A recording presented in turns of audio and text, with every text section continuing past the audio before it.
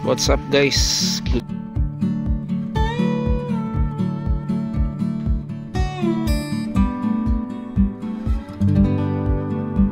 day sa inyong lahat. So nagbabalik tayo na, pero eto, mag-vlog tayo ng kotse ngayon. So nabili ko to siya guys nung June.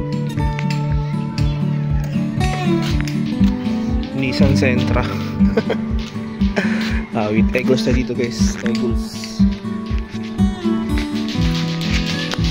So nung nakaraan pinagawa ko yung aircon yan guys. Tapos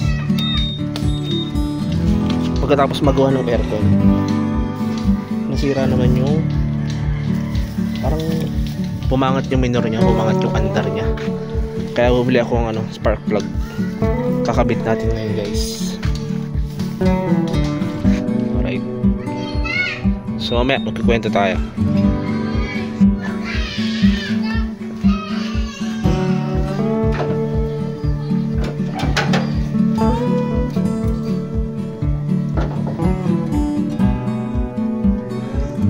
So guys, yan, so ito yung makina niya, 16 valves. Okay, so marami natin pinagawa dito guys. Bili tayo ng gulong. Kapag hindi naman ko pinaayos ko yung itong yung lagayan ng radiator kasi laglag na yun eh. Tapos ito pa, yun lang naman, super gulong. Tapos pinagawa ko din yung flooring kasi punit-punit na yung flooring. Ilagay ko na lang dyan guys sa video yung yung mga picture dati, yung itsura nya. Yun, so kakabit ko muna yung spark plug. Tingnan natin kung gumanti yung andar.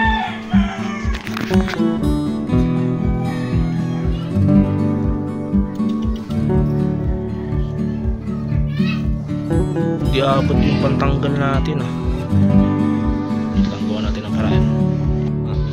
Natanggalan natin guys. So ito yung mga spark plug niya. Yung dalawang spark plug na natanggal ko, ito yung una, pangalawa, pangatlo, pangapat. Basa siya ng gasolina guys. Ano kayo ibig sabihin yan?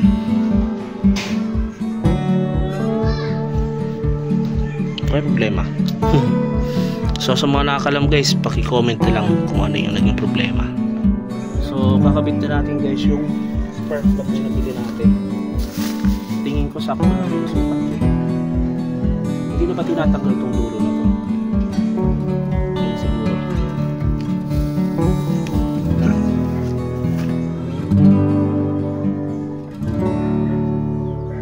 Ito nga pala binili ko guys, Denso.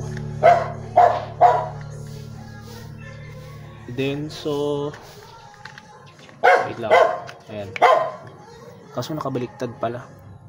Iyan ako na lang, edit ko na lang.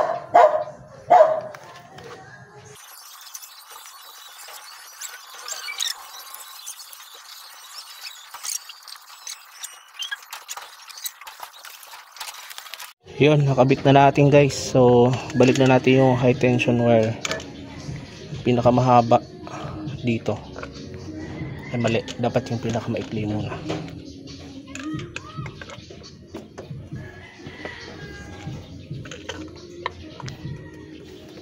Pangatlo.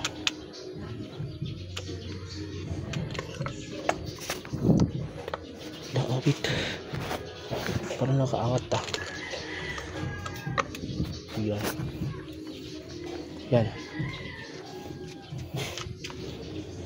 Yun. Okay, so moment of truth. Okay, so testing natin guys. Moment of truth.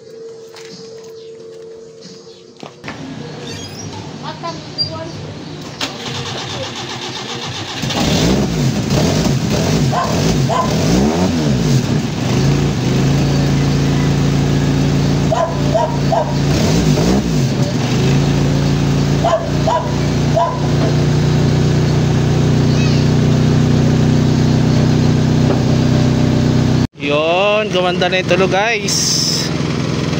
Gumanda na yung takbo nya. Smooth na.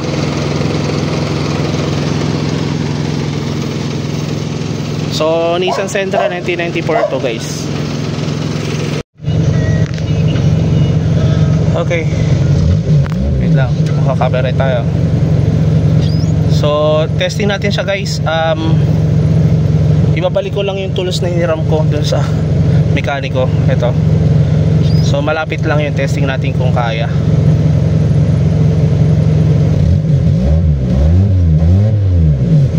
Ganda, kuwante yung takbo nya. Alright,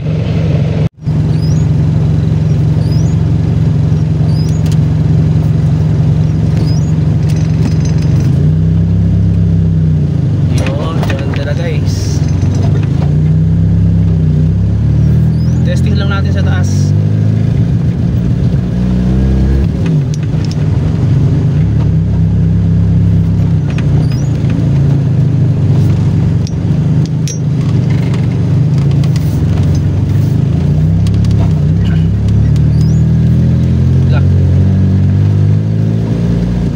Parang dumaan lang yung ulan, ha.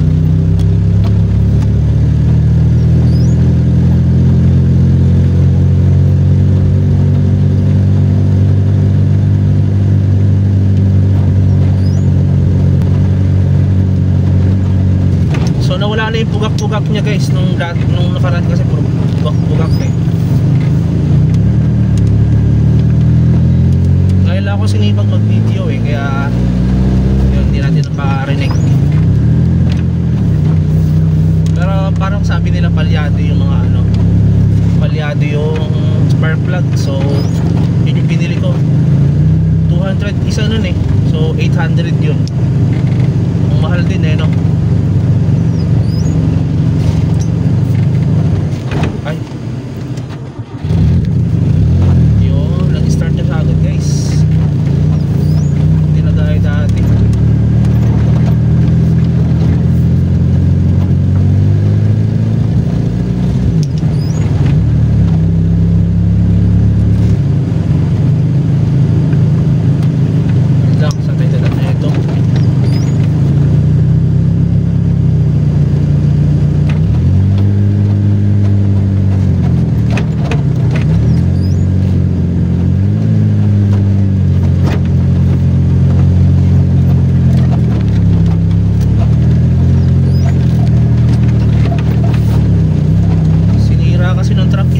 Dito guys,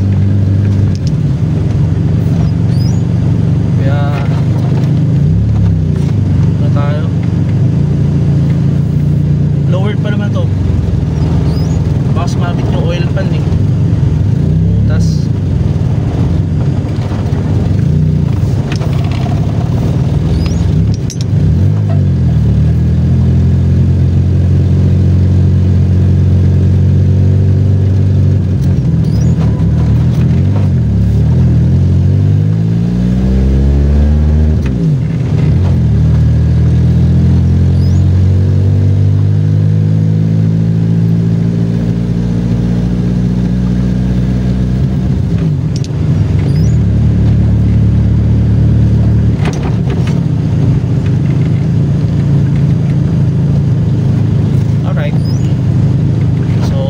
Update na lang ako mamaya guys. At yun na nga guys, pagkatapos nating ibalik yung tools na hiniram natin sa mekaniko ay napagpasyahan ko na umikot muna sa bayan namin. Dito lang sa Gaya-Gaya tapos sa Muson. So habang papunta pa lang ako ng San Jose sa poblasyon, okay naman yung takbo. Yan, dumaan pa ako dyan sa may lubakan na park na yun eh. Yan o, grabe yung lubak dyan guys oh. Matatagtag talaga pati yung utak mo dyan eh. So habang dyan pa nga eh, okay pa yung takbo niya guys, walang problema.